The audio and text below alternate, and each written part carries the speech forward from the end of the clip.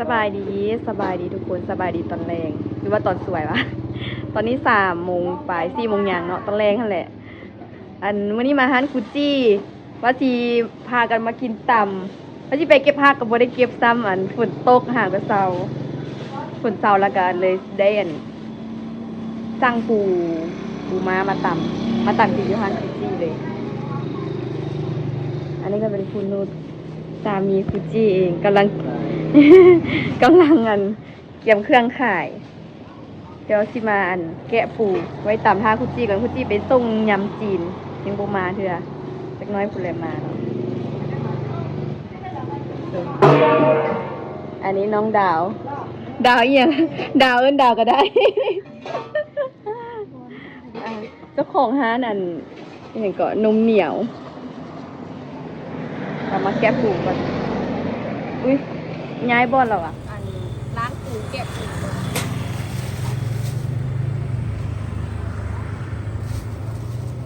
อันนี้ก็ต้องห่อแพ็คเลย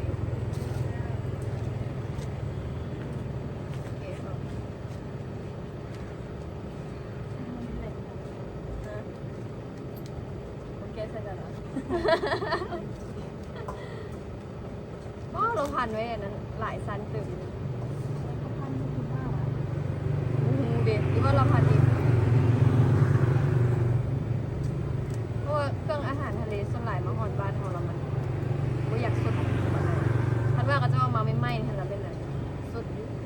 เป็นปิ่นพอเป็นกินนะ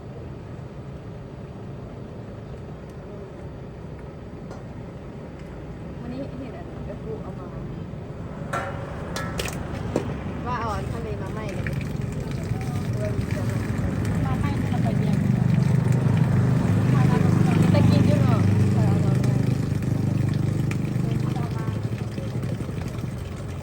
เอามาดูดเราไปกินตะกินทำดีไม่หอยเนาะหอยเค็มหอยยังพูด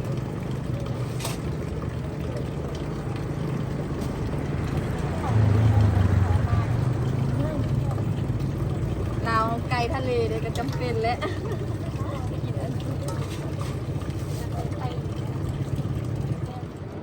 วันนี้เขาแกะปูแล้วเขาจะเขาแกะอัดถุงแพ็คออกแล้วสิมาแกะปูก็เป็นไส้โบใหญ่เพราะว่ากระโดงมันไม่มีอย่างละเอามาคือเอาก็ส่วนหลายมันผู้มีอย่างกินกระโดงเอาให้มันงามเอาให้มันแสนประดับซื้อดีดูคนนี้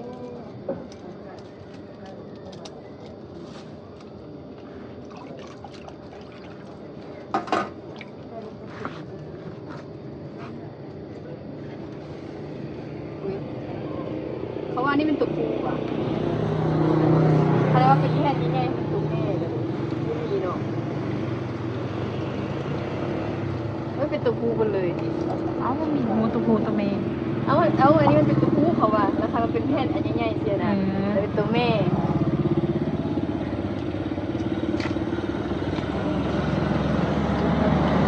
แล้วก็เอาปั๊บเอาเป็นลูกเอาไปเดินมาน่ะเราจะกินดิมันเปื้อ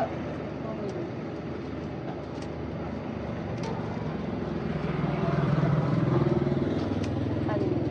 ถ้าอยู่เคียมทางเราจะได้ยินเสียงรถเดินนิดนึงก็จะเอาไม้มาใส่ยังไม่ได้ใส่เลยเอามาดีเลยบางทีใส่ไปแล้วมันไม่ได้ยินเสียงใส่ไปแล้ว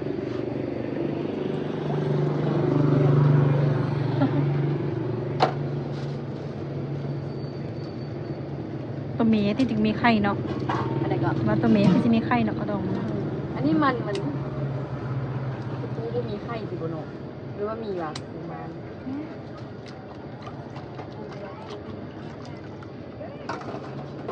มันเป็นไซน้อยครับมีทุกตัวเลย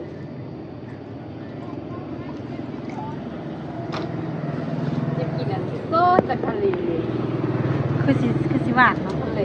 ชื่อว่า ขามไปกินยวนหนองคาย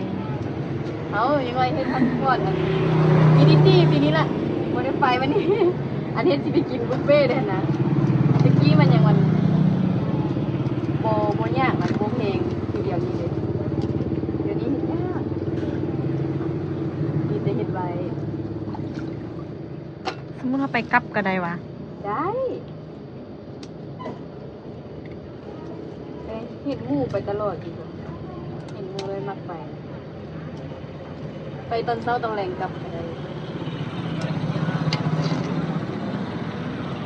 ถ้ากูมีเวลาไปมีเวลากับว่ากูมีโง่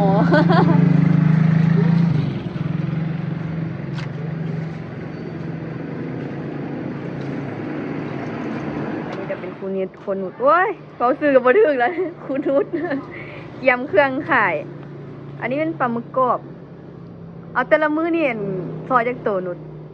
ตัวใหญ่2ตัวตัวน้อย 4-5 ตัว ตัวใหญ่2 ตัวตัวน้อย4-5 ตัวโอ้ซอยมาก็ได้หลายอยู่ได้เนาะ อันลวกเฮ็ดอันเครื่องยำจีน อันนี้ก็แม่นเฮ็ดเข็มทอง แต่ละมื้อใส่มื้อเท่าเด้อลวกมื้อเท่าใดจักถุง 4 ถุง มื้อละ4ถุงแล้วก็เป็นผักกาดขาวผักกาดห่อแต่ละเทื่อเพิ่นสิได้อันเองก็สั่งเครื่องก็จะส่งนะขายส่งมาไว้อันตู้เลยนี่แบบพักนี่ก็เอาเป็นเอาจักโลนี่มนุษย์10 โลพุ่นว่ะ10,000ว่ะโอ้11,000พักกาดนี่ก็เอา11,000แล้วก็เป็นอันเต้าหู้เป็นอีหยังเนาะของอันเหมือนกันไข่เหมือนกันของพวกสำเร็จรูปอะนะเป็นกุ้งเป็นเต้าหู้อะไรนี่นะแล้วก็เป็นเส้นแก้วอันนี้จะเส้นแก้วนี่มันจะสั่งมาไว้4-5 ถุงเลยนี่เป็นย่อหมูยอเป็นหอมเป็นแหบเป็นอย่างอันนี้ผักขาวทองเลยนี่นะนี่อุ้ย อันนี้มันเด็ดแล้วล่ะมันจะสั่งแบบหลายๆมาไว้บัดเดียวเลยอันนี้มันลวกแล้วอันนี้โอ้อันนี้เป็นเพิ่นลวกแล้วนี่เนาะหอมนี่เป็นตาแซ่บอยู่เด็กน้อยมักสุดนี่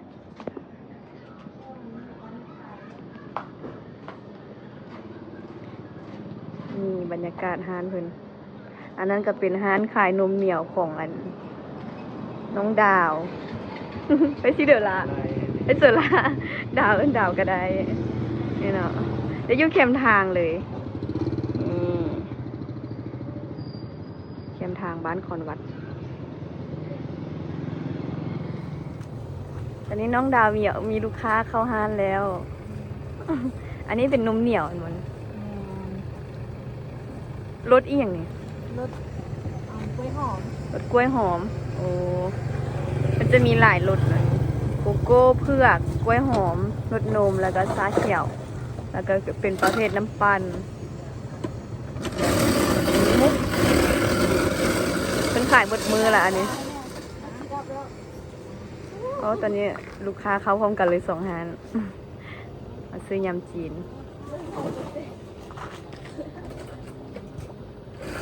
แต่ละมื้อก็ได้ขายดีนะเห็นคนล่าสลายเป็นตอนแรงๆคล้ายๆแรงอัน4-5 โมงแล้วแม่นั้นก็จะเริ่มมาตลาดนะละห้านแต่ละห้านก็ได้ขายดีนะนี่เบิ่งวิธีเฮ็ดนมเหนียว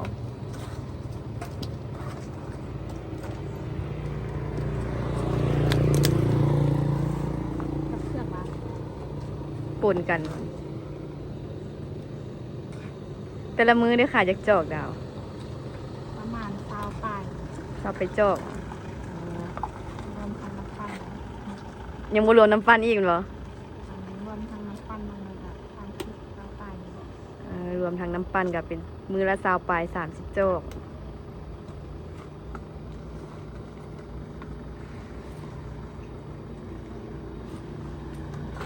มีท็อปปิ้งอีก โอ้ยงามเนาะนี่ ซื้อแม่ ซื้อ เดี๋ยวสิซื้อน้ำปั้นสวย กินน้ำปั้นมีอะโวคาโดบ่มื้อนี้มีป่ะพอดีอะโวคาโดใส่มะพร้าว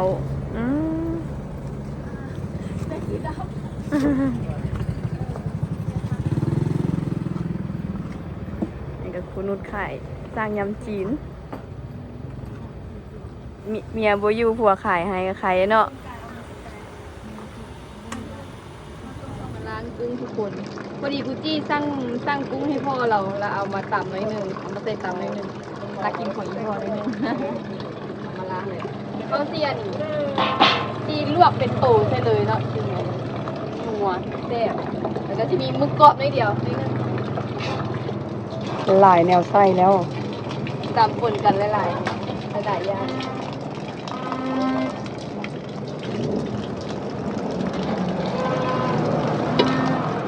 ไส้ใหญ่อยู่เด้อเนาะโลเท่าไหร่นี่ โลนึง180,000 8โอ้ถือว่าธรรมดาเนาะ อันนี้เจ็บคอนิดนึง จีนเสียงแหบล่ะแค่ไส้ดังเงียนหลายพอ นั่งเงียนมีแต่ผู้ฟังความ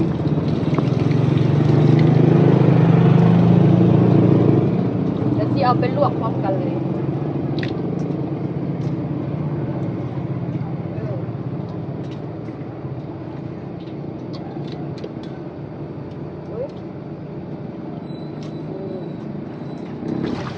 เดี๋ยวไปลวกเลยทุกคนเดี๋ยวเราปิดเลยตัดเครื่องแล้วเนาะ อืม ท่านว่าตัดระยะมันน้อย ตามแซ่บๆเด้อสีมือคุณจิ๊บเด้อมื้อนี้น่ะ แซ่บเด้อ ทุกเทื่อแม่นคุจี้เป็นคนตำให้กิน แม่นบ่ มื้อนี้มันคุจี้ตำเด้อ โซฝีมือกินดิบเลยเนาะมันบ่ปานใดเนาะ อืม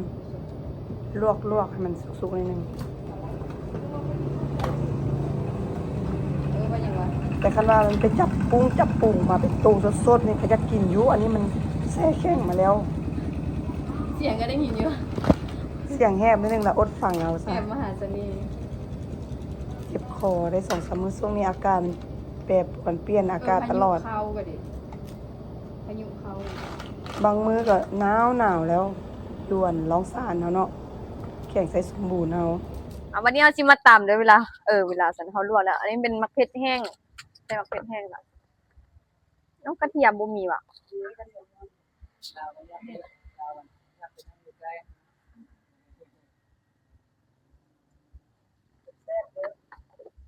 หับหองว่าสัน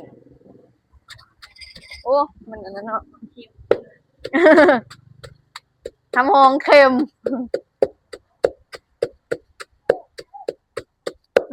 มักเผ็ดอันนี้อันตำยากเว้ย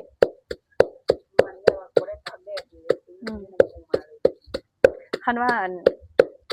ตากแดดเนาะหรือว่าคั่วอันนี้ไว้นี่นะตำง่าย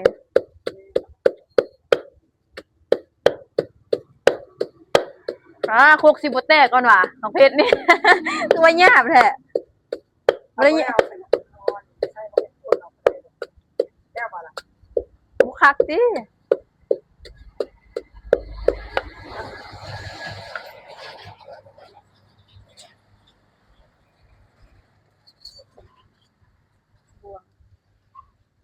โอ้ยกะปิก็ยังซื้อใหม่นะนี่นะ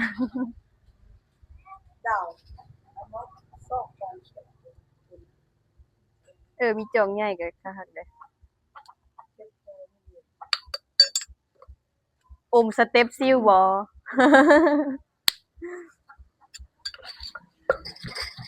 ว้า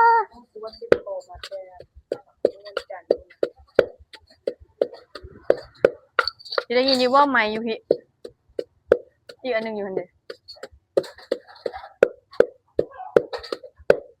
ป้าต้องได้ใส่แหงเนี่ยว่าตัดตับมีด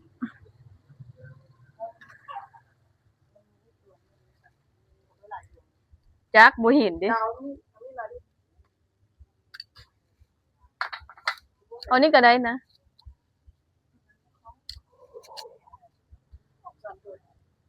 มักเล่นปลาบางนาวอยู่ได้ตีบิดนี่นะมะเขือเทศมักเล่น คนภาษาลาวเขามักเล่นภาษาไทยมะเขือเทศมาโอเคโอ้นี่คือจีข้าวดีเนี่ย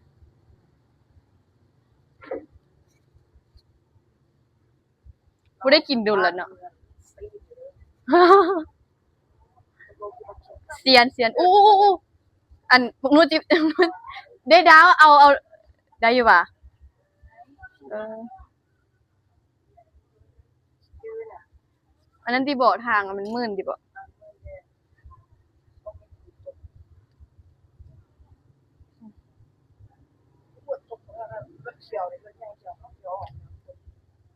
เนื้อหากระเซานี่ฝุ่นนะเซาฝุ่นละแดดเลยคิดว่ามันสิฝุ่นหมดมือ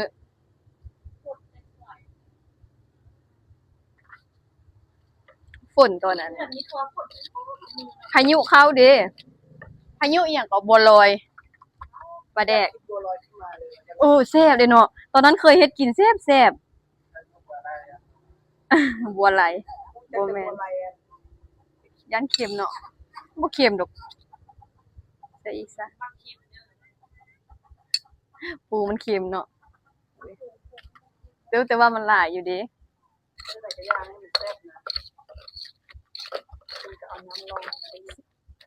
สาวติเนาะมันหลายพุ่นเนาะเอาสามน้อย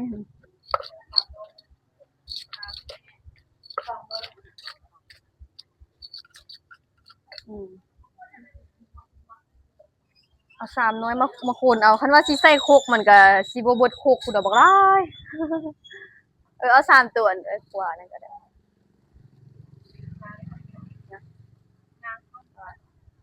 หากะล้างอันนั้นนะมาหาใกล้ๆก็ได้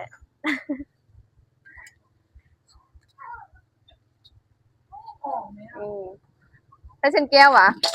แค่เล่นเดาโอ้ยเสียดายเด้ เอาที่มันยังก็เสียดายจับออนเลยเด้ อุ้ยลืมอันนี้อ๋อใส่โคกแล้วตัดเด้อ เตรียมตัด มีตัดของกันมีดิเอาใส่โคกแล้วตัดเนาะเดี๋ยวมีตัดไปเสอ๋อ เก็ดแควเสียงมันนะ อันพุทธกองนี่หลายเหตุกันแล้วนี่ ได้ยินเสียงอยู่บ่ล่ะนี่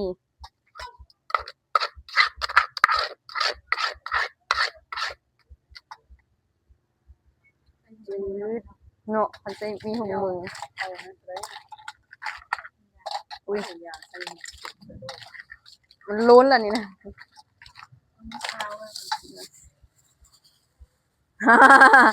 ถุงมือบูดใหม่โอเคโอ้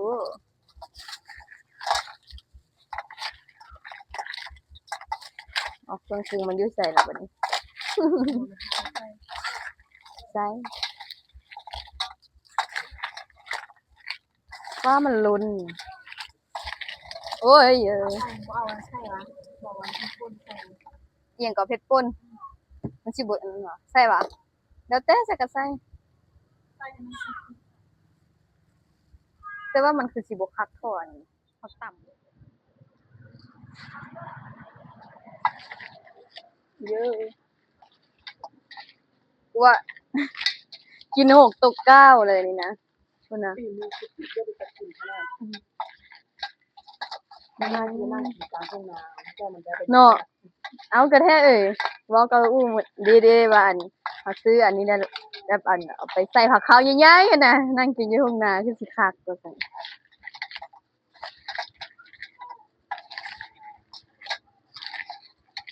ลืมตัดตัวนี้ ทุ่งนาเนี่ยที่ทำให้ตัว เนาะทุ่งนาอันทุ่งนาบ่น่ะอันนี้ ใกล้จะได้กินมัน เฮ็ดให้ไก่กินเอาสิได้ละคนหลาย เขาสมัยนั้น เบิ่งซิมึงก่อน รู้แล้ว อ๋ออืม น้ำมันไม่ดี ได้เลย จางบ่ ตาลาน้ำปลาใช่ หรือว่ามาเค็มวะ อืม ได้แล้วว่ะเพราะว่ามาเค็มใส่นี่เลยเนาะ ไม่กินน้ำ ถอกอันน้ำมันนี่ออกถอกลงเลยว้าว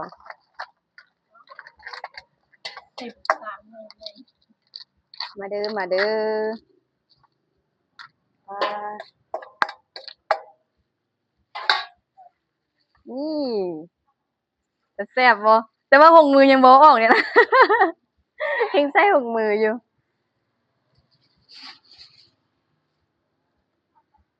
ไปบัดนี้กินอยู่ใส่ตัวนั้นหรือตัวนี้ ตัวนี้เลยป่ะอ่ะตัวนี้ ต้องบ่วงดิ บ่ต้องฟังมาเด้อทุกคนกินนำกันเด้อ ไปได้กินต่ำเด้อวันนี้ฝีมือกูติ๊กเด้อ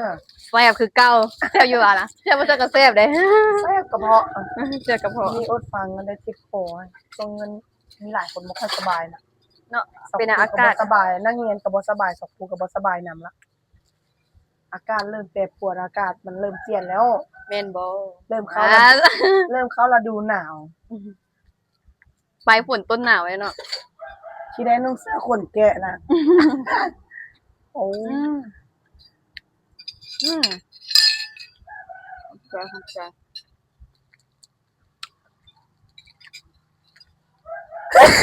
ตายแท้ เป็นบัดอ่ะ ๆเป็นหวัด ก็ฟังแต่เสียงดุ ปูม้าทุกคน เฮ็ดว่าอู้ก็บ่สบายมันช่วงนี้ อืมได้เป็นใครวะ แม่น อืมแฮนกับมักกินปูม้าย้อนได้แฮนเหรอ โอ้ยลายต่อไปก็สิเป็นกุจี้แล้วเนี่ยบ่ไหวแล้วเสียงก็แฮบวัดก็เป็นละเป็นหมดอย่างละนี่แม่ค้าก็เป็นละ เป็นครูยังบ่พอยังเป็นเหมือนแม่ค้าอีกเลย ยังเป็นคนรวย ยังคนรวยยังบ่เป็น อาชีพเดียวบ่ร้อนเนาะ มันต้องหลายอาชีพกันนำกันถ้าสิเป็นนักธุรกิจต่อ อ่ะแม่นแล้ว ธุรกิจหยังไปตั้ง YouTube ต่ออย่างนี้ มีป่ะมีช่อง YouTube ป่ะ มี เอาเฮ็ดช่อง YouTube ป่ะ แต่ว่าเฮ็ดได้โดนแล้วแต่ว่าเฮ็ดปลาคือก็บ่มีให้ติดตาม อืมชื่อช่องหยัง ก็เขียนว่าจิจี้สาวร้องซานซื่อๆแต่ว่า เป็นภาษา แต่ว่าจะตกใจเห็นรูปหน้าปกเนี่ยแต่สมัยเป็นสาวอะเดี๋ยวนี้ลูกสองแล้วตุ้ย เฮ็ดจะโดนพุ่นล่ะ หมดแล้ว อืม จะไว้ซื่อๆเด้อ อันเป็นภาษาหยังสิ ก็เป็นภาษาไทยนี่แหละ ภาษาไทยป่ะโอ้ชื่อช่องคุจี้มีช่องเนาะเฮ็ดแต่โดนแล้วเนาะเฮ็ดจักปีละ ก็หลายปีแล้ว6-7 เฮ็ดมาหลายปีแล้วเนาะเฮ็ด ตั้งไว้ซื่อๆตั้งไว้แบบว่าเบิ่ง YouTube มันน่ะเบิ่งหนังเบิ่งการ์ตูนไปนั่นแหละ อุ้ยเฮ็ดช่องไว้ตั้ง ไว้เบิ่งหนัง ตั้งก็บ่ได้แบบตั้งไว้เตือนน่ะบ่ได้เฮ็ดคลิปบ่ได้หยังนะ ตั้งไว้ซื่อๆบ่ได้เฮ็ดคลิปนะครับ สมัยตะกี้ค่ะเรียนหนังสือเด้ ผู้ใดอันนั้นก็ไปติดตามคุจี้ในเด้อช่องคุจี้ชื่ออันนี้ก็จิจี้สาวร้องซานว่ะจิจี้ร้องซาน จิจี้สาวร้องซาน จิจี้สาวร้องซานเป็นภาษาไทย ก่อนผู้ที่ตามแล้วค่อยๆเฮ็ดไปก็คือครูอันสายฝนเลยครูติ๊กนั่นแหละเนาะส่วนหลายเขาเนี่ยก็มีแต่ว่าครูสายฝนครูติ๊กนั่นก็มีแต่วงหมู่ครูน่ะที่ว่าสาวครูติ๊กเนาะแต่ว่าคำว่านักเรียนทั่วไปก็จะว่าครูสายฝน ซิลินเด้ซิลินเสื่อนซิติ๊กเนาะ แล้วครูติ๊กนี่ส่วนหลายจะเป็นนัก คือเพลงก็คือสายฝน หมู่ครูนั่นแหละเนาะหมู่ครูแล้วก็นักเรียนผู้ที่รู้จักนั่นแหละเป็นครูติ๊กส่วนหลายในนามก็ครูสายฝนเนาะ แม่ใช่ไหมคะก็เอิ้นแต่คือเขาเอิ้นนักเรียนหั่นแหละเนาะเขาจะเอิ้นแบบชื่อแท้หั่นนะเขาจะเอิ้นแบบชื่อแท้กับเจ้าเขาไปถามคือเรื่องบ่ฮู้อีก แต่เกียนสวนให้กินตับปูม้านี่บ่ให้กินนำเด้มีแต่เขาซากุจิกับซากุติกินได้กินนำกันนะ มักเด้มักคือกันเนาะ ผู้อื่นนะเขากินแต่กุ้งบ่ปลาหมึกเนาะผู้เนาะคำว่าตำปลาหมึกตำกุ้งเขาค่อยกินคำว่าตำปูม้าแล้วเขาบ่ค่อยกินน้ำ มีไผมักกินน้ำมักย่อยหยัง มาปูม้าอย่างเงี้ยมันได้กัดได้แห้งเลยนะ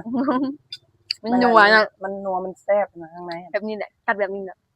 กัดเมืดกระดูกกระดองอะไรมัน เอาอัน2คนทันเดซัน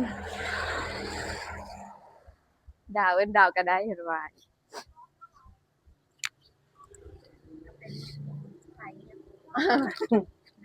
ผู้นุ่นจะบ่ค่อยเป็นคนบ่มักเว้าเนาะมันคุจี้นี่คุจี้กับบ่มักเว้าคือกันบ่มักเว้าเนี่ย บ่เว้าน้อยอะนะ มักเว้าหลายนั่นแหละมักลมมักปากมักเว้าดีเว้าหยอกเว้าหัวบ่ได้ม่วนได้ม่วนเนาะบ่แม่นได้ม่วนตรงนี้เจ็บคอหลาย สองคนนี่จะบ่ค่อยมักเว้า อายก็ยังอายกินเป๊ปซี่แล้วมีแฮงเนาะ เป๊ปซี่มันคู่กับต่ำอยู่แล้วเนาะ แบบ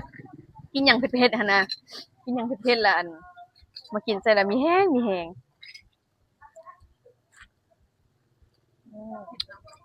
เผ็ดบ่ตัวเองเป็นคนอันเอาอันอิหยังก็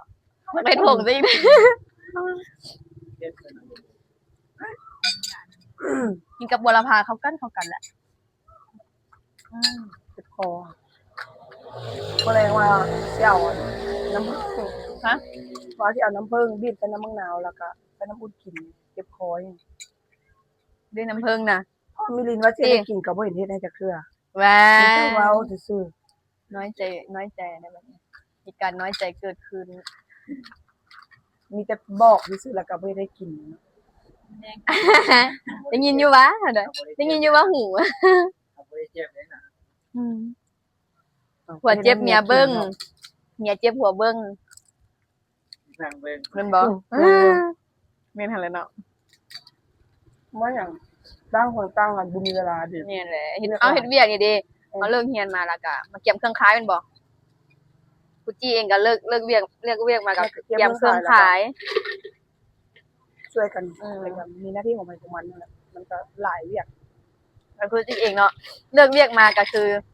เตรียมไปขายเลขอุ้ย แม่แล้วคุณติ๊กน่ะ เออ เลิกเวียกมาคุณ อย่าว่าบ่ได้อีก โอ้ อย่าไปเฮ็ดเวียกเสริม เวียกซึ่งของคุณติ๊กนั่นแหละ อย่าไปเฮ็ดเวียกเสริมแล้วกัน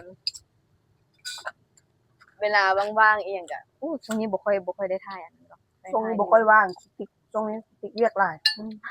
บ่ค่อยว่างเลยเพราะว่าอันเพิ่นเร่งเลยเนาะเร่งเฮ็ดคลิปเฮ็ดหยังนี่แหละเนาะของเพิ่นหลายธุรกิจนี่ บ่เฮ็ดอย่าง ถ้าหมู่คู่ยังท่าเบิ่ง เพิ่นอัน ผลสำเร็จของคุณติ๊กอยู่เด้ สู้ๆเด้อ ช่วยดันเด้อช่วยดันช่วยเบิ่งนำกันนี่แหละเป็นจังไดก็แบบหากันเริ่มต้นสร้างเริ่มต้นเฮ็ดเนาะคิดเนาะ แม่น สิอยู่ๆแล้วมีคือผู้อื่นเลยเฮาต้นทุนเฮาบ่คือกันเด้เฮาก็เริ่มจากศูนย์หมดทุกสิ่งทุกอย่างมันเฮาเป็นคนเฮ็ดหมดทุกอย่างมันเฮาเป็นคนหาเฮ็ดหมดอย่าอาศัยพ่อแม่เพิ่นก็เฒ่าแล้วเด้ สุขดีที่ว่า มีอัน เอา ไอ้ตุ้ยเพิ่นอันช่วยซัพพอร์ตเนาะ อืม ทุกเรื่องเลยเป็นอันแม่จันตะคูนเอียงเนาะตกมีนาเพิ่นหยังแล้วก็ช่วยซัพพอร์ต แม่นั่นแห ช่วย ละ ให้กำลังใจ